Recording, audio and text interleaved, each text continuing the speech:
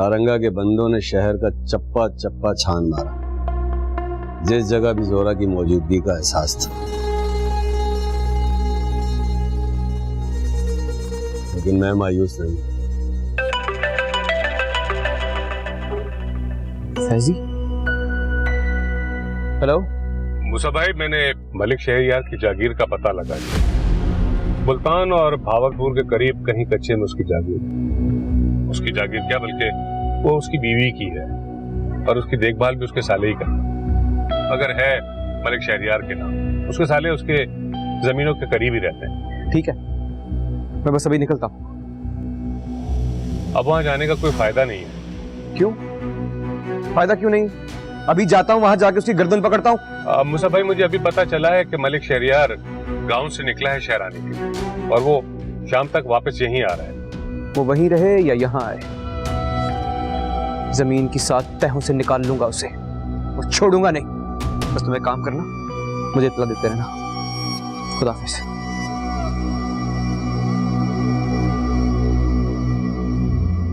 मैं भी तो यही चाहता हूँ आशिक नामुराद, कि मलिक शहरयार तुमसे बचकर कहीं न जाए।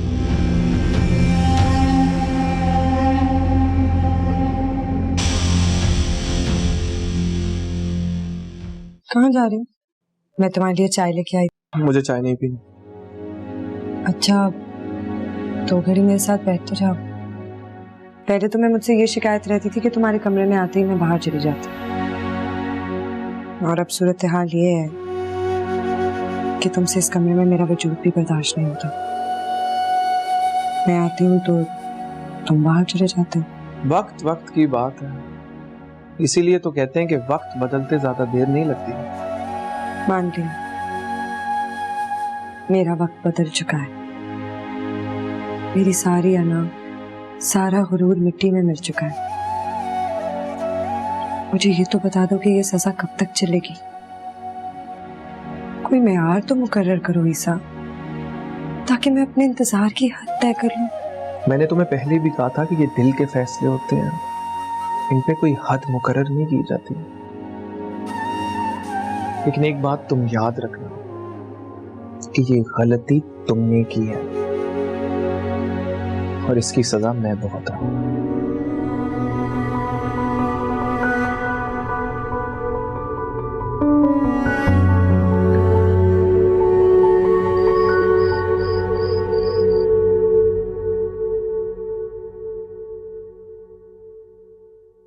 आप आगे फिर साहब?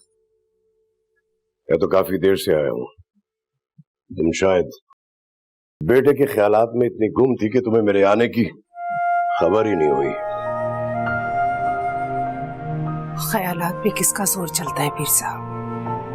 एक बेकस लाचार माँ सिवाय ख्वाब देखने के और क्या कर सकती है? बस यही ख्वाब देखती रहती हूँ कि हमारा घराना मुकम्मल हो गया, बाप बेटे में दूरी खत्म हो गई, हम सब एक हो गए। ये दूरियां मैंने अपनी खुशी से पैदा नहीं की हैं। तुम अच्छी तरह से जानती हो। तुम जानती हो ना कि मूसा ने क्या किया है? जानती हूँ। एक बीवी की हैसियत से मैंने आपसे कभी कोई गिला नहीं किया, हर बात आपकी मानी है, मगर एक माँ अपने दिल से बहुत खफा है, बहुत खफा। तो उस माँ के दिल को समझाओ कि उस बाप ने उसे पलट कर आने से कभी नहीं रोका।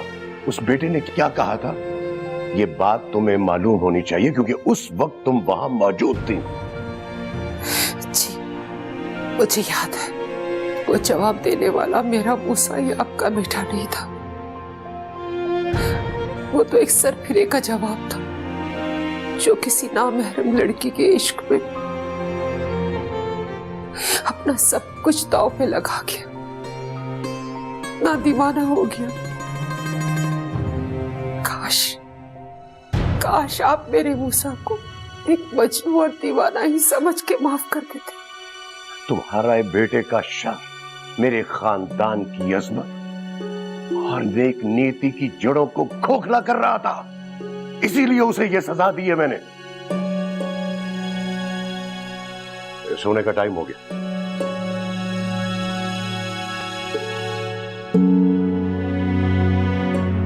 मैंने इसे घर छोड़ने का हुक्म दिया था, तुम इसे दोबारा मेरे सामने लेकर क्यों आ गई हो? आप एक दफा मूसा की बात तो सुन ले। मूसा गलती से उस लड़की के पीछे चला गया था जहाँ पर रक्स की महफिल हो रही थी। मूसा को नहीं पता था कि वो लड़की रकासा है। इसे जब पता चला तो वहाँ पुलिस आ गई, हंगामा हो गया। मेरा बच्चा तो बेगुनाह धर लिया गया। जाहिर है तुम तो माँ हो, तुम तो बेटे के लिए सफाइयां पेश करोगी। मैं ये सब मूसा की जुबानी सुनना चाहता हूं। ये सच है अब्बा। अब्बा मेरे वहां पहुंचने से पहले मुझे जोहरा की हकीकत पता नहीं थी।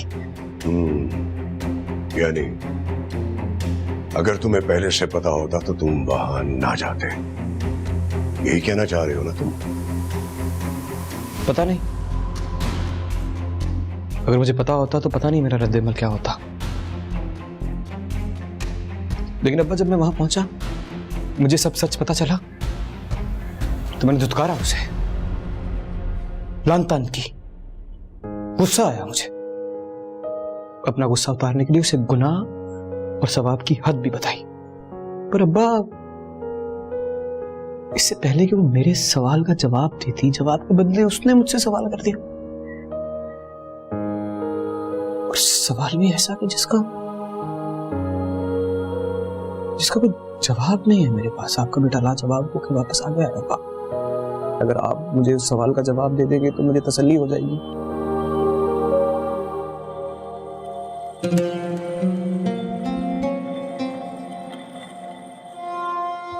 सवाल? कैसा सवाल? मैं भी तो सुनूं।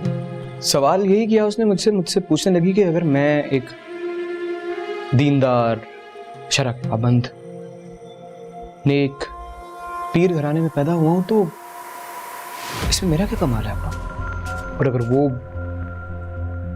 बगैर उसकी मर्जी के एक बाजार में पैदा हुई है तो इसमें उसका क्या कसूर है? जब ये सब हमारे हाथ में नहीं है तो फिर इस तकसीम पर मैं किस बात का फख्र करूं? और जोहरा, वो क्यों कसूरवार है? माफी चाहता हूं अब्बा, लेकिन सोचिए कि अगर जोहरा किसी पीर घराने में पैदा हो जाती और आपका मूसा किसी बाजार में पैदा। खबरदार जो एक लफ्ज भी और आगे बोला तो। सुन रही हो अपने नाखल बेटे की बोली? अरे एक ही मुलाकात में उसने कैसा बदल डाला है इस अहमद को। ये मूसा नहीं बोल रहा, इसके अंदर छुपा बैठा शैतान कहलवा रहा है सब कुछ। ये मेरे सवाल का जवाब नहीं है अब्बा। मेरे सवाल का जवाब नहीं दिया आपने। अगर आपको लगता है कि मूसा नहीं बोल रहा, मूसा के अंदर शैतान बोल रहा है, तो मेरे सवाल का जवाब देके शैतान का मुंह बंद कर दीजिए ना।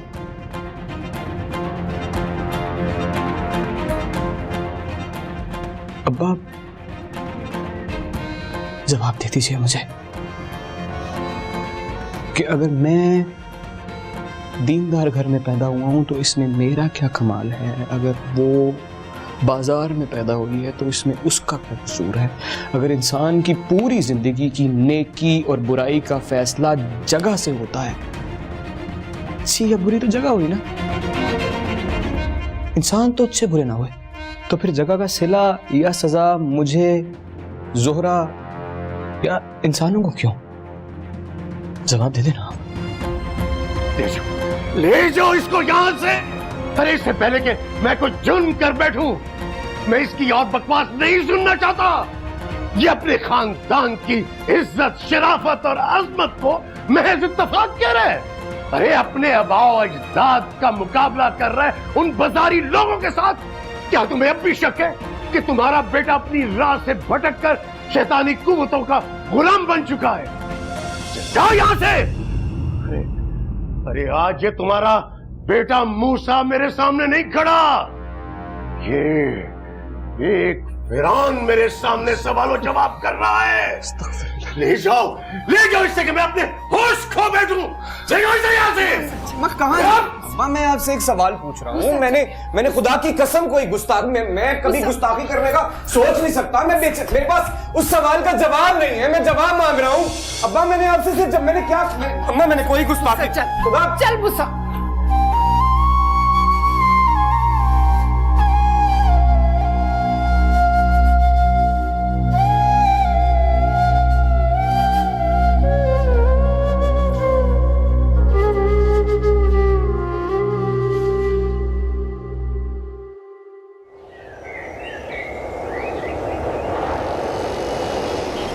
शहरियार है ये, यहाँ क्या कर रहा है? ये तो सीधा हमारी तरफ ही आ रहा है। चल भाई फैजी, तेरा काम तो शुरू।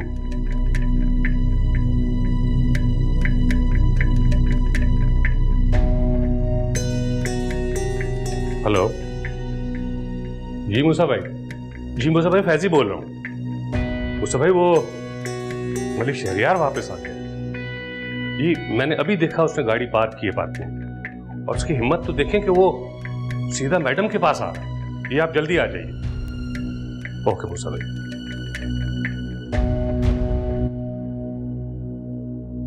लो जी, हो गया काम। इसे कहते हैं कि हंस कम और जहां पान।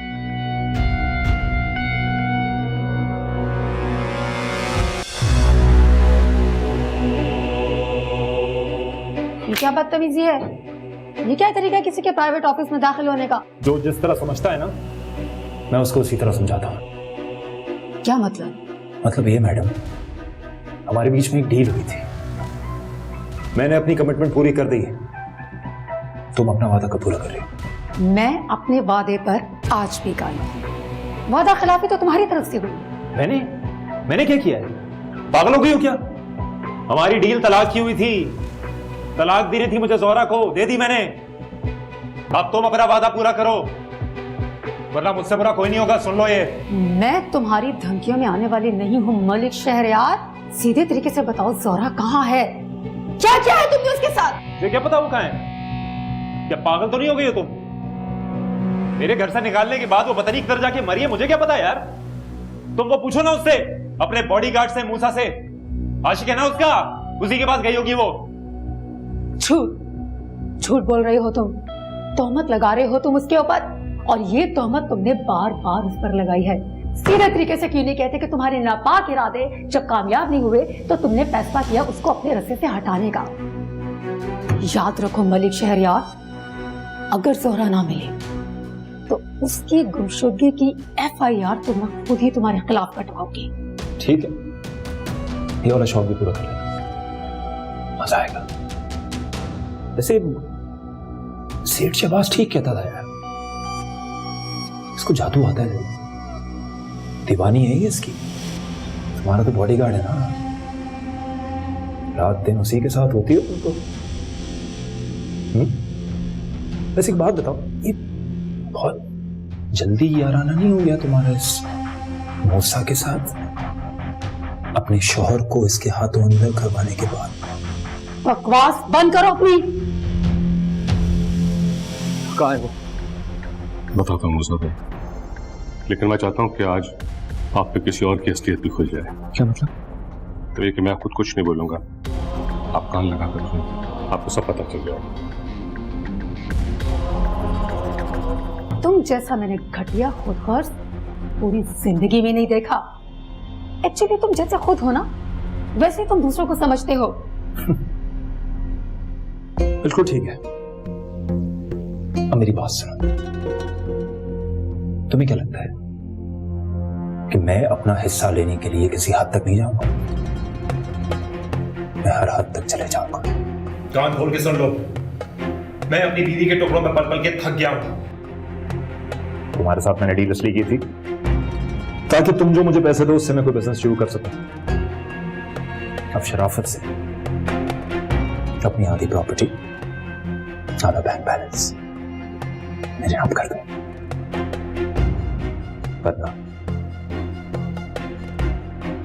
वरना मैं तुम्हारा वो हश्र करूंगा, तुम याद रखोगी। बल्कि मैं तुम्हारे चहीते मूसा को यह बता दूंगा कि जोहरा को तलाक देने में तुम्हारा हाथ था। निशा, तुम यहाँ? हाँ, मैं गलत वक्त पर आ गया हूं ना। काश मुझे आने में जरा सी देर हो जाती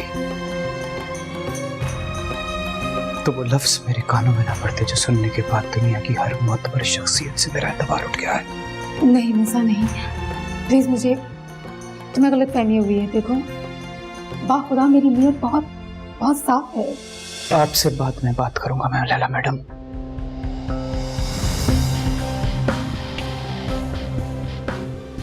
पहले इस बेगैरत से निपट लो।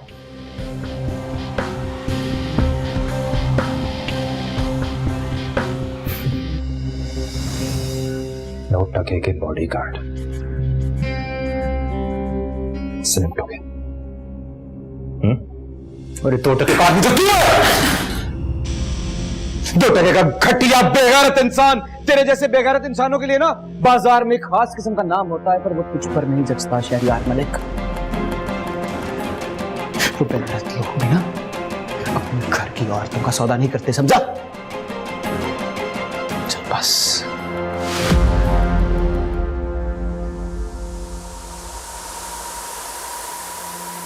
तेरा वक्त पूरा हो गया। मूसा, स्टॉप इट। कलमा पढ़। मूसा, मूसा, डोंट। मूसा रुक जा।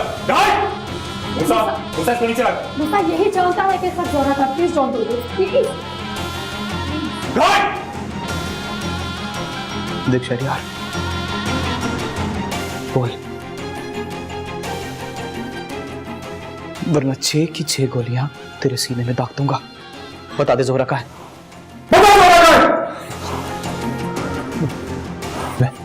बोल मलिक शहरियार, वरना खुदा की कसम सारी की सारी गोलियां तेरे सीने में ताल दूंगा। बता कहां है वो? मूसा, मलिक 3 दफा गिनूंगा बस, गोली चला दूंगा। बोल दे। 1, 2, 3। मार डाला। मूसा ने मलिक शहरयार को मार डाला। चुप करके खड़े रहो, वरना अगली बारी तुम्हारी होगी।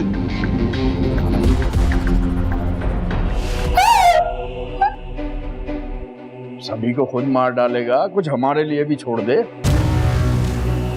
छोड़ दे मुझे सारंगा भाई। बेगैरत इंसान धरती पे बोझ जैसा रंगा भाई, इससे सांसें लेने का कोई हक नहीं है। छोड़ दे मुझे। जानता हूं ऐसे बेगैरतों की सारी खसलतों को, लेकिन अभी वक्त नहीं आया जानी। जाओ सेठ, और जाते ही शुक्राने के 2 नफिल पढ़ लेना। चंद सांसें बख्श दिए ऊपर वाले मालिक ने तुम्हारी, और हो सके तो सदका भी दे देना। जेल में चक्की नहीं पसवाई ना तो मेरा नाम मलिक शहरयार नहीं। तो फिर अभी से कोई नाम सोच लो अपना, क्योंकि तुम्हारा नाम तुमको जचता नहीं है। गिद्ध शाहीनों वाले नाम नहीं रखा करते। चल निकल।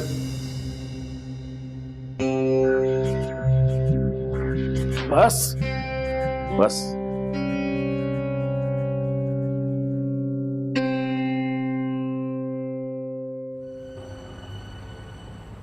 मलिक शहरयार को आज मेरे हाथ से बचा के ठीक नहीं किया तुमने। मैंने वादा किया था किसी से, जिस दिन वो मेरी नजर के सामने आएगा ना तो जान ले लूंगा उसकी। तो फिक्र न कर, अभी तुझे बहुत मौके मिलेंगे।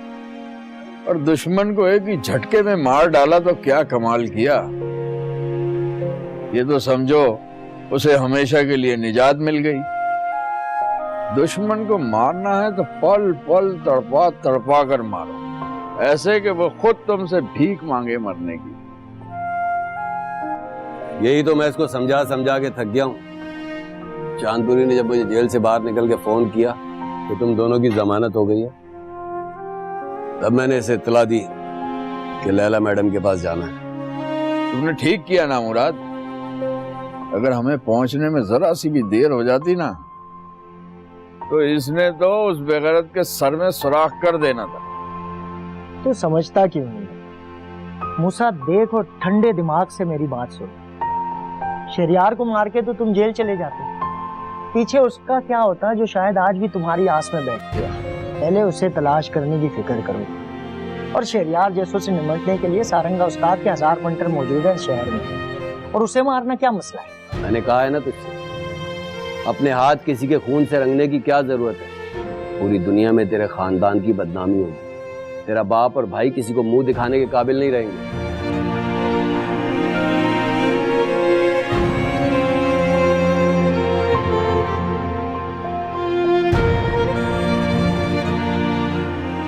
और फिर उसका भी तो सोच ना, जिसके लिए तूने ये जोग ले रखा है।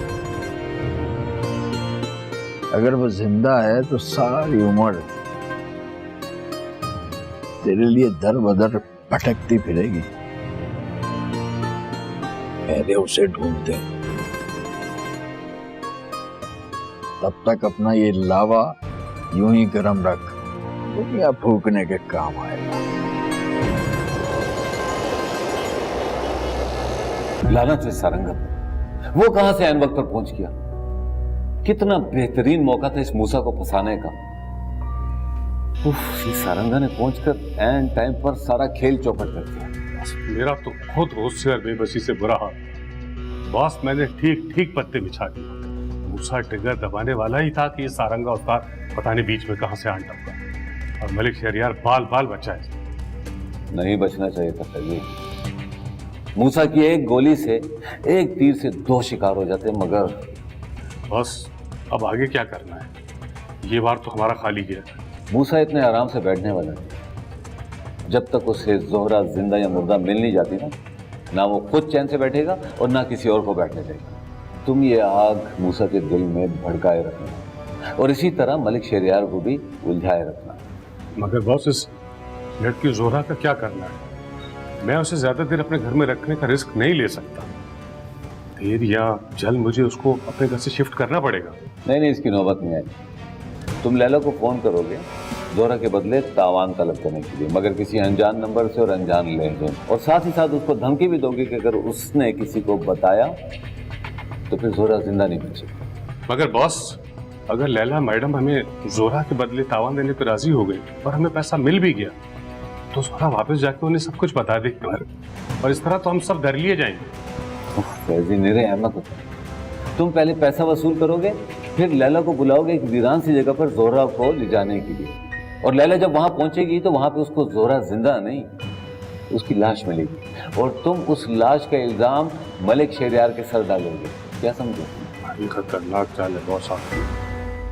और इसी सिलसिले में मुझे मूसा पे FIR कटानी है। उसने मुझ पे जानलेवा हमला करने की कोशिश की है। हैरत मलिक साहब, ऐसी दरख्वास्त आपके खिलाफ किसी चांदपुरी नामी शख्स ने दर्ज कराई। आपने फिल्म प्रोड्यूसर लैला के दफ्तर में उसे बुलवाकर जान से मारने की कोशिश की है। क्या? चांदपुरी? कौन चांदपुरी? मैं नहीं जानता किसी चांदपुरी को। क्या बोल रहे हैं आप? शायद उनमें से कोई एक हो जिनके खिलाफ आप पर्चा कटवाने आए।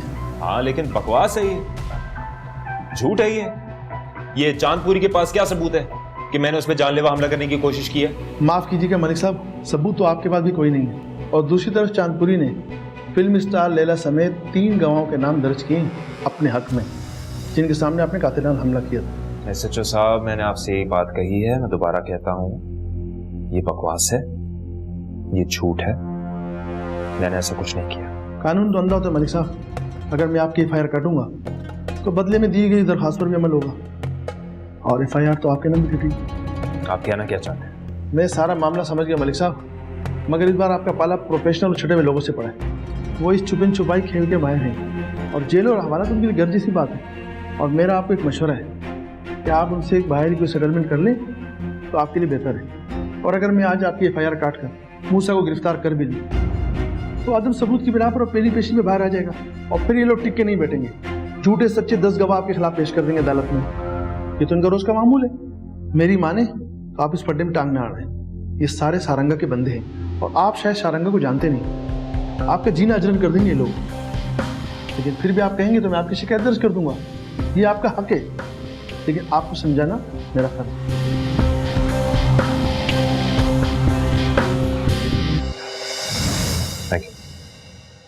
डॉक्टर, ये कुछ ज्यादा नहीं हो जाएगा? सारे महल्ले में ढंढूरा पीटोगी क्या?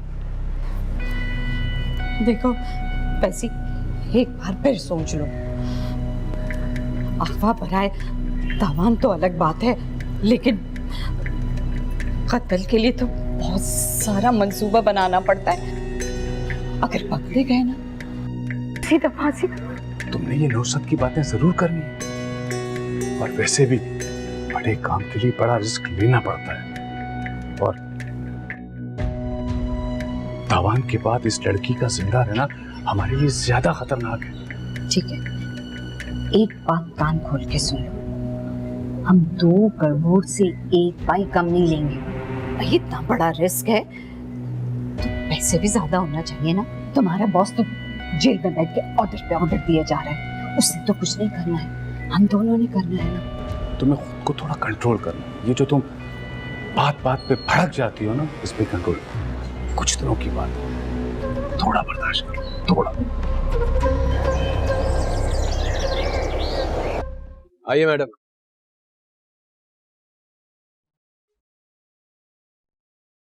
मूसा, क्या हुआ? देख कौन आया तुझसे मिलने। ना मुराद, मुझे किसी से नहीं मिलना। मूसा, क्या तुम मुझे भी नहीं मिलोगे? मैंने कहा ना, मुझे किसी से नहीं मिलना। जानती हूँ तुम्हारी नजर में मेरा जुर्म बहुत बड़ा है, और इसीलिए मैं बड़ी से बड़ी सजा भुगतने के लिए तैयार हूं। लेकिन अपनी सफाई पेश करने का एक मौका तो दुनिया की हर अदालत देती है मूसा। तुम मेरी एक बात, पूरी बात सुन लो। जो तुम चाहो सजा दे दूंगा मैं उसके बाद तुम्हें तंग नहीं करूंगी दोबारा। किसी का यकीन और एतबार तोड़ने की क्या सजा हो सकती है मैडम, बताइए?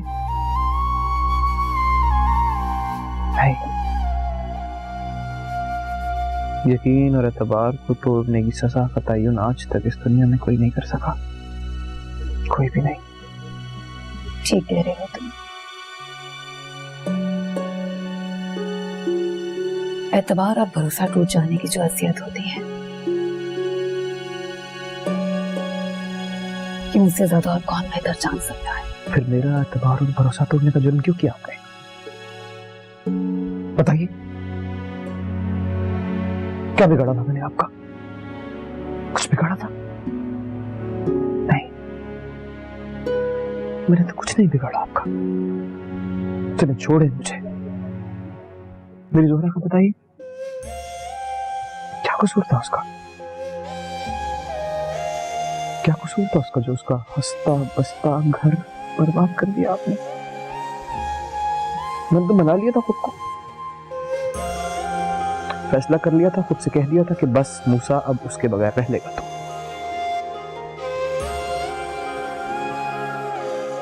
किसके कहने पे किया ये सब? अपने दिल के कहने पे। हाँ, ये सब मैंने अपने दिल के कहने पे किया मूसा। ज़ारा उस शख्स के साथ कभी भी खुश नहीं रह सकती। वो उस पल पल की ज्यादती की अजियत देता रहता उसे, क्योंकि उसने उसके इशारों पे चलने से इनकार कर दिया था। और शहरयार, उसको तो किसी सूरत ये कबूल ही नहीं था। ये निकाह, ये कोई रिश्ता विश्ता नहीं था। ये तो बस एक इन्वेस्टमेंट थी जिसे वो हर सूरत कैश करवाना चाहता था, और बस। क्या मतलब?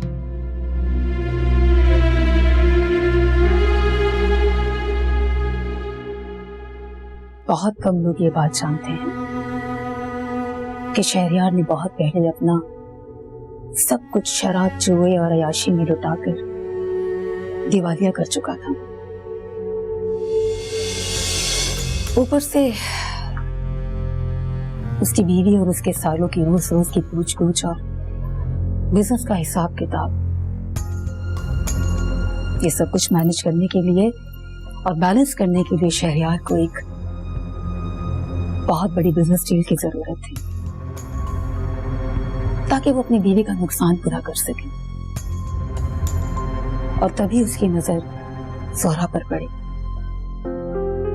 जब उसने ये देखा कि मुख्तलिफ महफिलों में बूढ़े सरमायादार और बिजनेसमैन उस पर लाखों लुटाने की कोशिश कर रहे हैं। तभी उसके शैतानी दिमाग ने एक शैतानी मंसूबा बनाया। पहले तो वो जोहरा से दोस्ती सिर्फ दिखावे की रखना चाहता था ताकि उसको उसके जरिए बिजनेस डील मिल सके। अगर जोहरा शायद उन लोगों में से नहीं थी जो मर्दों से दोस्ती रखती। बात नहीं बनी तो शहरयार ने उससे शादी का ढूंढ रचाया और रिश्ता लेके उसके घर पहुंच गया। निकाह तो हो गया, लेकिन सब कुछ शहरयार की तवक्कात के बरक्स निकला। जोहरा एक घरेलू और वफा की पुतली निकली। जब शहरयार को अपने ख्वाब चकनाचूर होते नजर आए तो वो चिढ़ गया। वो जोहरा से बहुत चिढ़ गया। उसने उसकी जिंदगी अच्छी रन कर दी, बहुत अच्छी रन कर दी। ऊपर से शहरयार की पहली बीवी को किसी ने उसके खुफिया निकाह की इत्तला दी थी।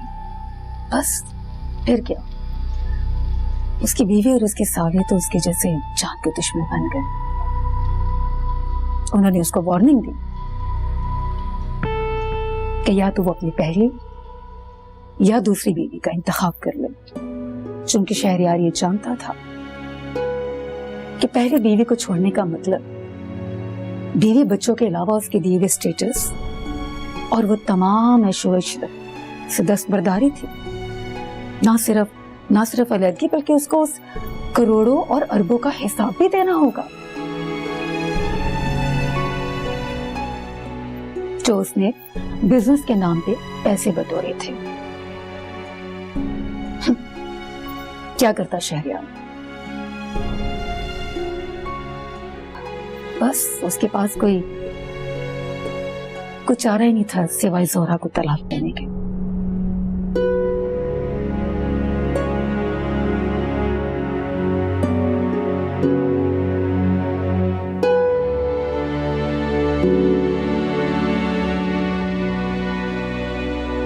आप ये सब कैसे जानती थी?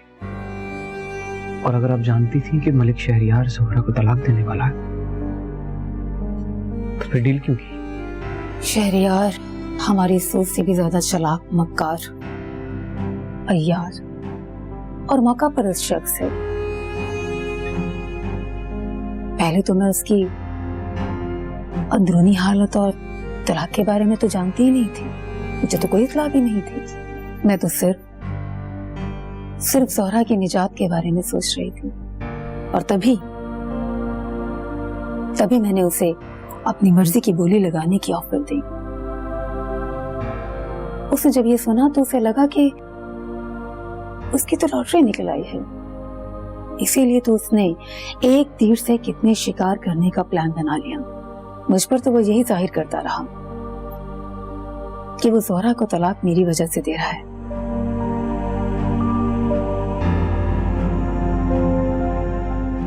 लेकिन ऐसा नहीं था कि अगर मैं इन दोनों के दरमियान में ना भी आती तो शहरयार तो तलाक के कागजात पहले ही बनवा चुका था।